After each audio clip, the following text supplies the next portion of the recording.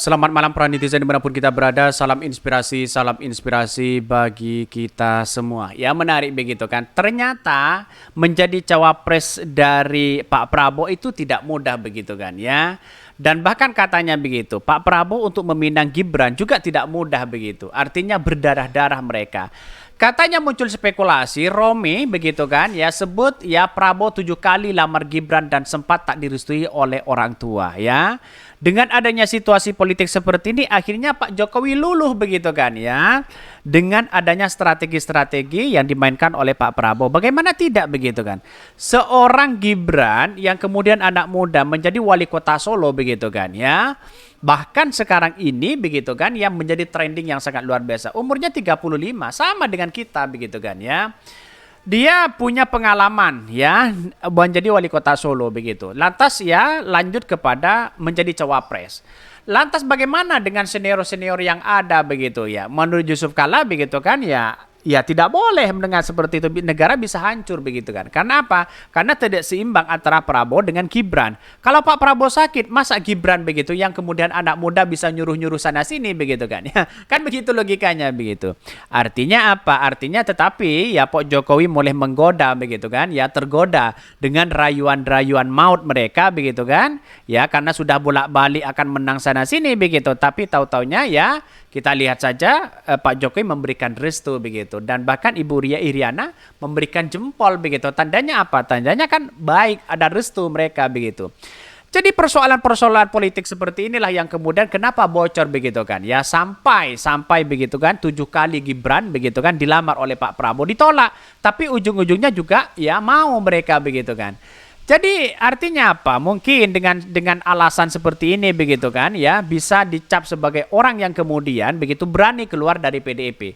Padahal keluarga Pak Jokowi dibesarkan oleh PDIP secara tidak langsung dalam dunia politik begitu kan. Seharusnya kan berterima kasih kepada PDIP begitu. Ya mungkin karena sudah kesempatan begitu kan ya tidak mungkin lagi bagaimana nanti setelah lengser begitu kan harus berlindung kepada siapa? Ya mau tidak mau kita harus calonkan juga begitu kan ya si anak itu begitu.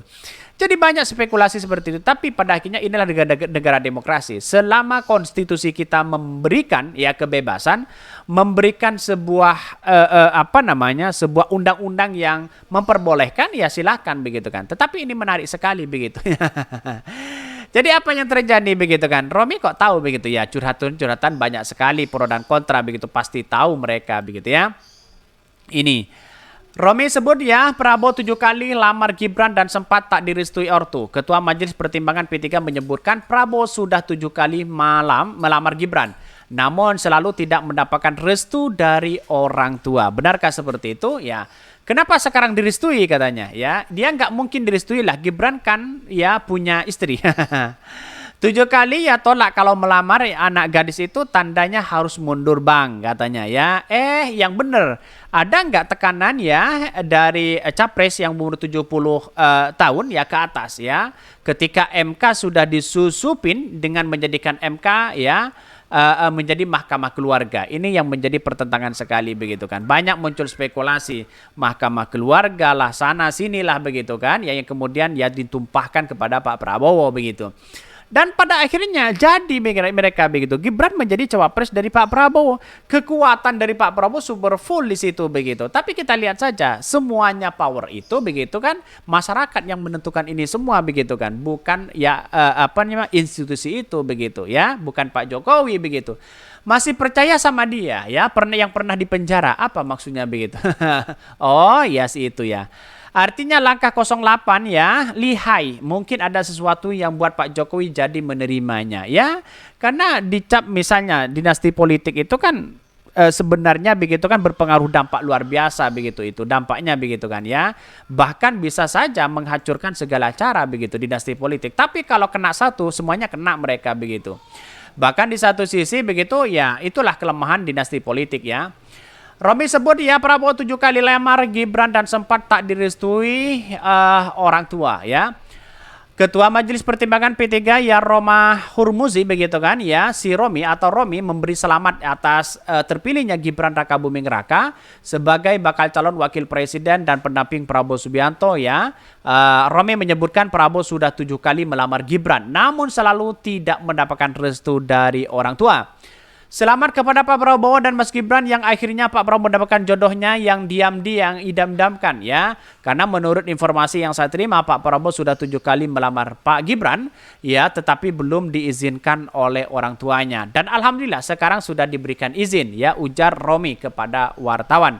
Lebih lanjut, Romi menilai bahwa pencalonan Gibran merupakan cakrawala baru yang memberi peluang pada ruang politik bagi kaum muda ya.